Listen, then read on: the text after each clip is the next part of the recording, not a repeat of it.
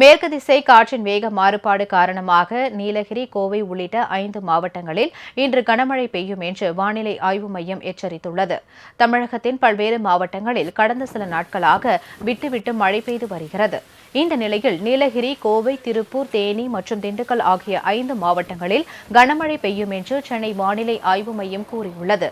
சென்னையை பொறுத்தவரை அடுத்த 48 மணி நேரத்திற்கு வானம் ஓரளவு மேகமூட்டத்துடன் காணப்படும் என்றும் நகரின் ஒரு சில பகுதிகளில் இடி மின்னலுடன் கூடிய லேசானது முதல் மிதமான மழை பெய்யக்கூடும் என்றும் தெரிவிக்கப்பட்டுள்ளது.